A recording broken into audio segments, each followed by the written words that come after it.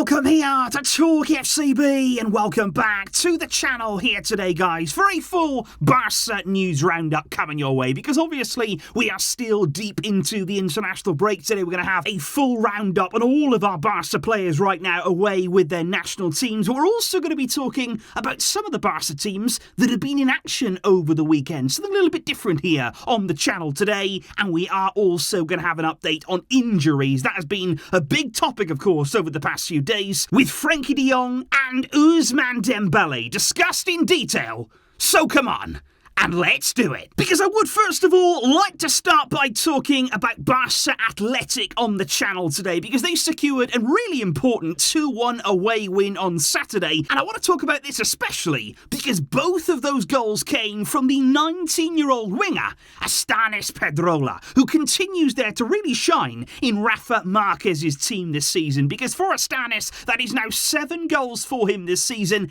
in just 14 games. This is a winger right now that is averaging a goal every 2 games, which is a really quality return there, and he is just 19, like I say. Now, we've already spoken about this young man in a little bit of detail on the channel before, because he was included in Xavi's squad for our Copa del Rey semi-final away at Real Madrid, when, of course, we had Dembele out, Lewandowski out. Estanis came into Xavi's team, and he is clearly keeping a very close eye on him, and he should be, because he's got real quality, great technical quality. He's quite tall as well, taller than you may expect for a winger. He's got power about his play as well, and a very clinical finisher. It is also worth mentioning as well that on Saturday there for Barça Atletic, Pablo Torre was involved in that game for them. He started that one and played 75 minutes of the game, which I think is really good to see there, because we know his game time in the first team this season has been very limited. He's needed more minutes. You don't want to see him stagnating there and really halting that progression. So it's good to see him there dropping down. That's what the club would like him to do, playing for Barça Atletic when he can. And yesterday, like I say, 75 really important minutes, and he played well as well, I thought, in that game. And I do have to give big credit as well today to Rafa Marquez, who is, of course, the man leading Barça Atletic this season, and they've been in some really good form, especially in 2023. That there on Saturday was their 3rd successive win. They're unbeaten in their last 7, and ever since the new year, like I say, they've only lost 1 game in 2023, which is really impressive stuff. And as you can see right now, Barça Atletic are up into 4th place in the league. They're only 5 points off the top, and that is ideally where you'd want to be in this league, because that's the only place there that's going to give you automatic promotion back to the Segunda. That's where we need to be, because otherwise you're looking at the playoffs, you're finishing further down the league, which can be tricky. It's a tough process to get out of this league. We've had full experience of that in recent seasons,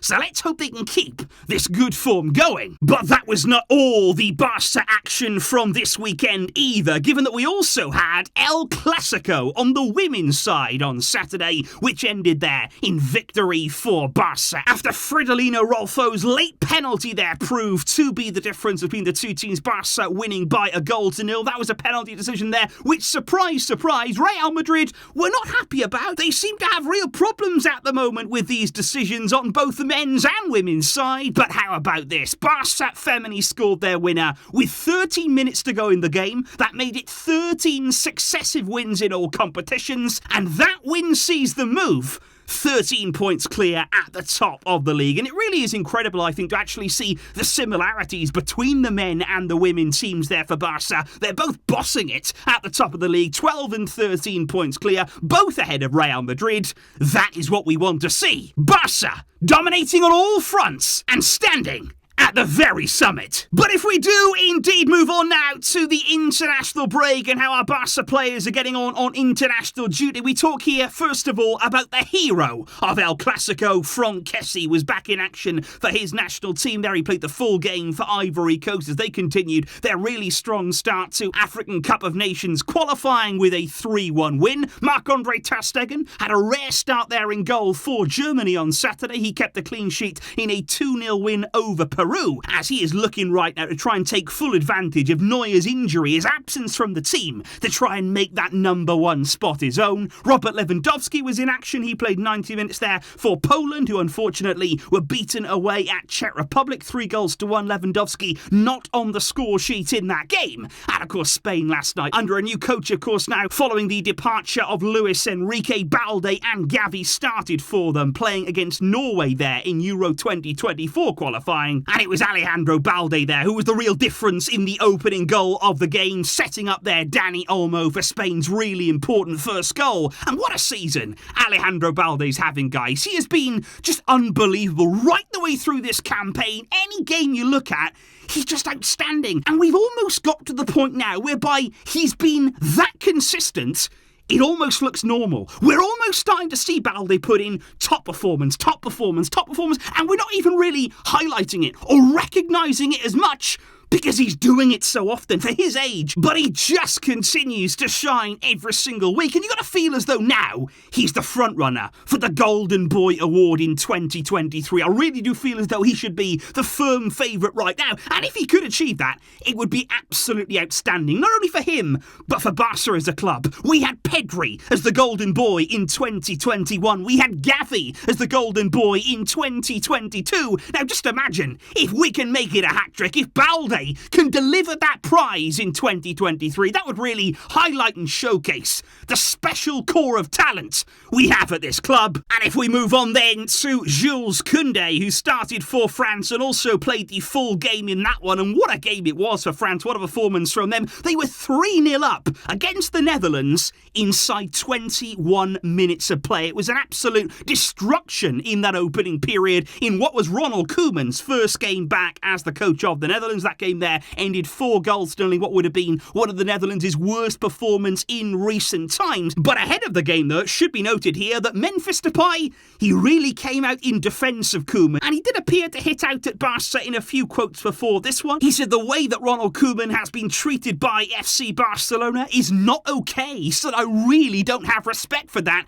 He did not deserve this. So Memphis, they're saying that Barca treated Koeman badly, although I think a lot of people, and probably most of us, would look at the decision that was made by the board, the way that it was made, the way that everything panned out, and we'd say, actually, you look at how Barca were looking under Koeman, you look at them now under Xavi, the decision that we made was more than justified. But Memphis did not stop there either. He also hit out at the training at Barca. He said, I'm doing really well at Atletico Madrid. My body needs the kind of training that they do here. He said at Barca, it wasn't always like that, and that's why I was getting injured there. So Memphis blaming his injury problems there solely at Barca's door for the training that was taking place. And speaking of injuries indeed, well, the Netherlands are missing Frenkie de Jong. That was a big absence for them. He withdrew from the squad. And Memphis also said, by the way, he was disappointed with Frenkie for the fact that he withdrew from the squad and was not available for the international break. But it has now been confirmed by Barca that Frenkie has a hamstring injury. There are now real concerns about him in the coming games for us, because it is looking now as though Frenkie will probably miss our first game back against Elche on Saturday. Originally, we thought he might be okay after a bit of rest in this international break, but he does have that hamstring problem, so he's probably going to miss that game on Saturday. And then